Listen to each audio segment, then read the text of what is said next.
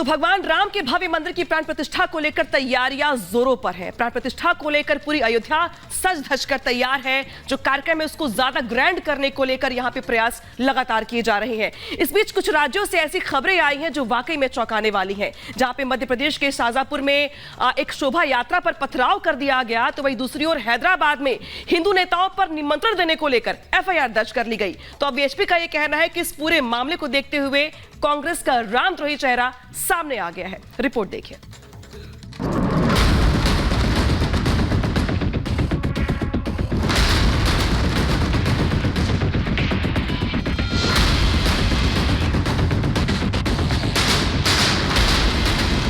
शाजापुर में कलश यात्रा पर पथराव।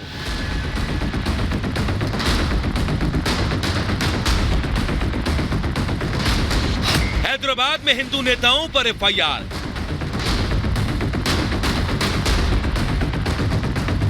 सनातन विरोधी गैंग की साजिश। अयोध्या में प्राण प्रतिष्ठा कार्यक्रम से पहले एक तरफ तैयारियों की धूम है, उमंग का रंग है, तो वहीं देश के अलग अलग हिस्सों में निकाले जा रहे कलश यात्राओं को निशाना बनाने की छिटपुट घटनाएं भी सामने आ रही हैं। शाजापुर में जहां सनातन विरोधी नफरती गैंग ने कलश यात्रा पर पत्थरबाजी कर माहौल बिगाड़ने की नाकाम कोशिश की, तो वहीं हैदराबाद में अक्षत निमंत्रण कार्यक्रम को लेकर हिंदू नेताओं पर कांग्रेस सरकार ने एफआईआर दर्ज कर लिया है। हिंदू नेताओं पर एफआईआर के बाद विश्व हिंदू परिषद कांग्रेस सरकार पर आक्रामक है। बीएचपी ने एफआईआर को रामद्रोही कांग्रेस का चेहरा बताया। हैदराबाद जो वास्तव में भाग्यनगर है, उस भाग्यनगर के अभागी सरकार ने उन राम भक्तों पर भी केस दर्ज कर दिया जो कि अक्षत निमंत्रण के लिए जा रहे थे। सरकार को अविलंब अपनी इस एफआईआर को वापस लेना चाहिए और राम भक्तों से क्षमा याचना करनी चाहिए। कांग्रेस ने एक बार पुनः इस एफआईआर के माध्यम से अपना रामद्रोही चेहरे को बेनकाब कर दिया है। एक तरफ बीएचपी कह रही है कि हिंदुओं को अपमानित करने के लिए पुलिस ने अक्षत निमंत्रण कार्यक्रम को लेकर एफआईआर किया है, तो वहीं हैदराबाद पुलिस ने हिंदू नेताओं पर एफआईआर को जायज ठहराते हुए इसे नियमों के उल्लंघन का मामला बता दिया। 29 दिसंबर को अक्षत निमंत्रण कार्यक्रम, पुलिस ने नियमों के उल्लंघन के आरोप लगाए। 188, 290, 341 धाराओं के तहत केस दर्ज किया। बीजेपी के राज्य सचिव पर भी केस दर्ज हुआ।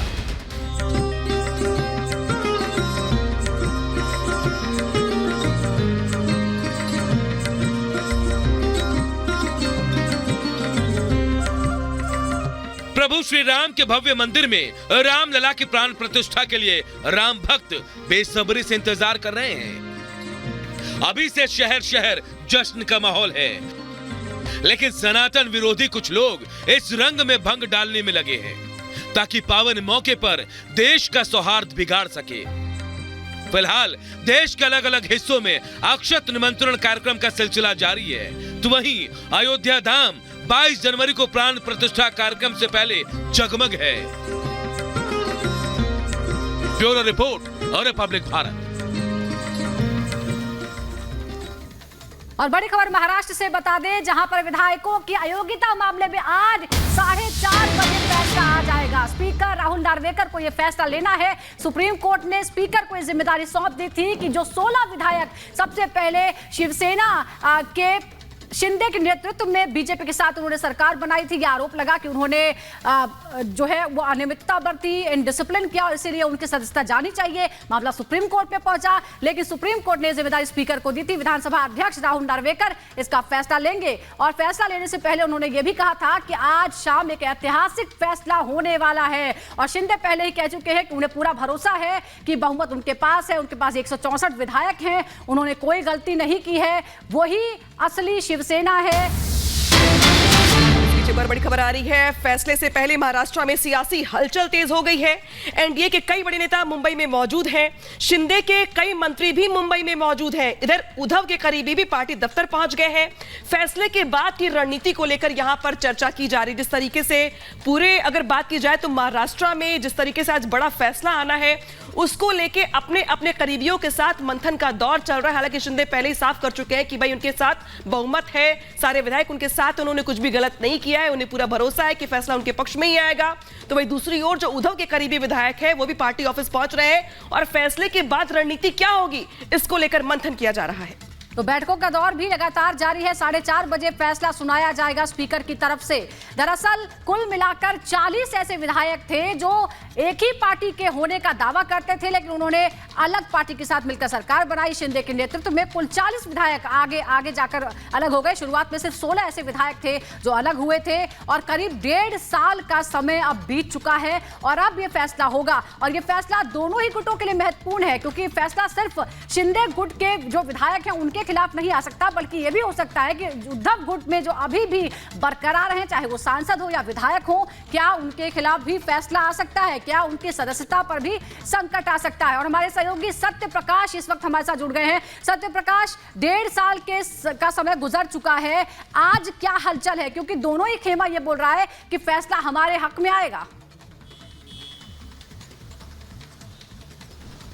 देखिए, सिर्फ 1 घंटे बचे हुए हैं जब विधानसभा अध्यक्ष राहुल नार्वेकर अपना फैसला सुनाएंगे।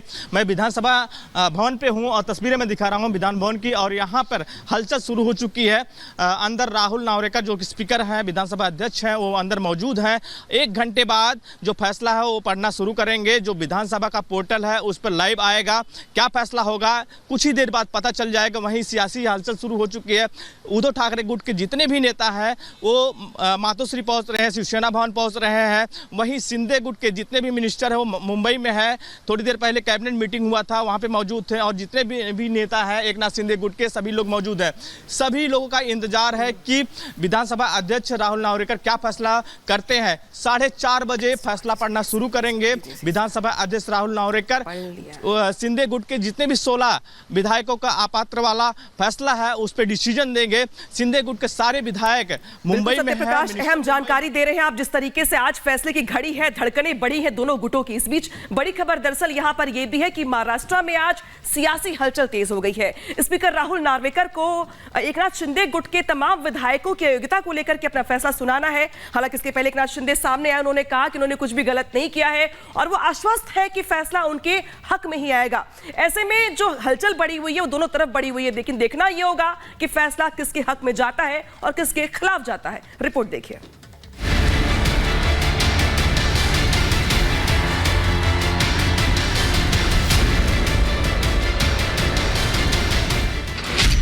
अयोग्यता पर फैसला आज, किसकी जीत किसकी हार।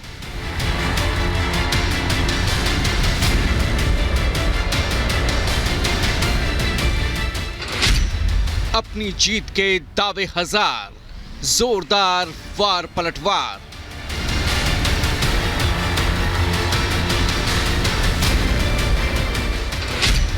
स्पीकर सुनाएंगे फैसला, नार्वेकर पर टिकी निगाहें।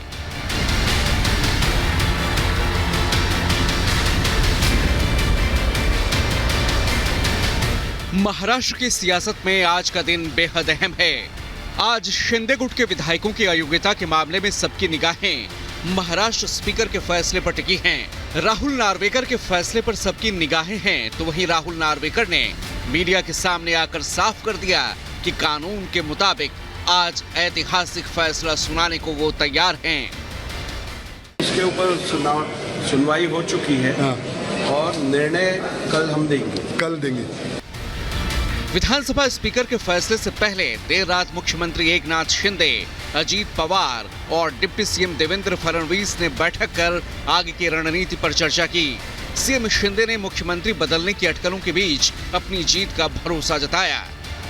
सीएम शिंदे ने कहा कि जिस तरह शिवसेना पार्टी और सिंबल को बहुमत के आधार पर चुनाव आयोग ने उन्हें सौंपा, उसी तरह आज का फैसला भी उनके हक में आने की उम्मीद है।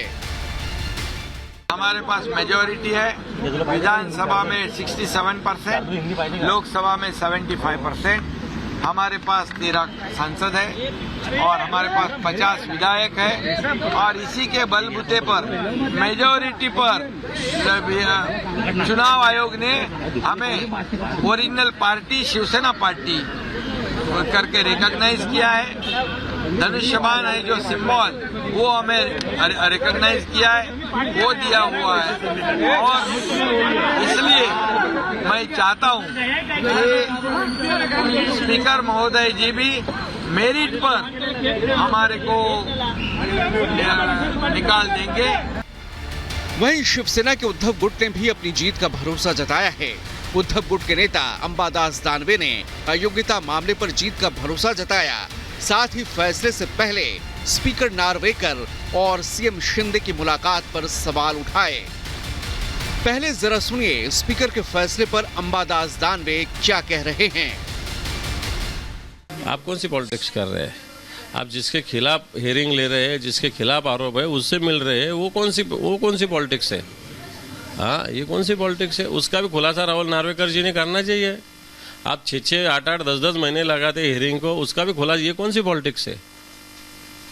ये पॉलिटिक्स कौन सी? इसका भी खुलासा राहुल जी ने करना चाहिए। विधायक है तो विधानसभा अध्यक्ष का पद छोड़ दे, विधायक बोल के मिले किससे भी, हमको क्या लेना देना है। स्पीकर राहुल नार्वेकर के फैसला सुनाने से पहले महाराष्ट्र के मुख्यमंत्री एकनाथ शिंदे से मुलाकात को लेकर उद्धव ठाकरे ने कड़ी आपत्ति जताई है। शिंदे और नार्वेकर की मुलाकात पर सवाल उठाते हुए ठाकरे गुट ने सुप्रीम कोर्ट में इसे लेकर एक हलफनामा भी दायर कर दिया है। उद्धव गुट के नेता संजय राउत ने स्पीकर और शिंदे की मुलाकात में मैच फिक्सिंग का अंदेशा जताया था। अब सीएम शिंदे ने उद्धव के सवालों पर करारा पलटवार किया है।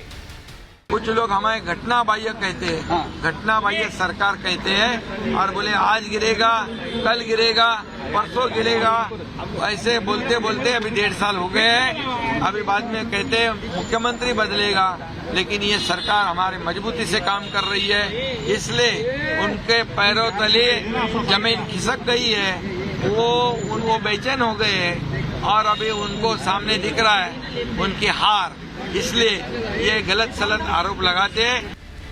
करीब 1.5 साल पहले हुई फूट के बाद शिवसेना 2 गुटों में बंट गई थी। उद्धव ठाकरे के नेतृत्व वाली महाविकास आघाड़ी सरकार गिर गई। इसके बाद उद्धव ठाकरे गुट ने सीएम शिंदे समेत उनके साथ गए विधायकों को अयोग्य ठहराने के लिए सुप्रीम कोर्ट का रुख किया।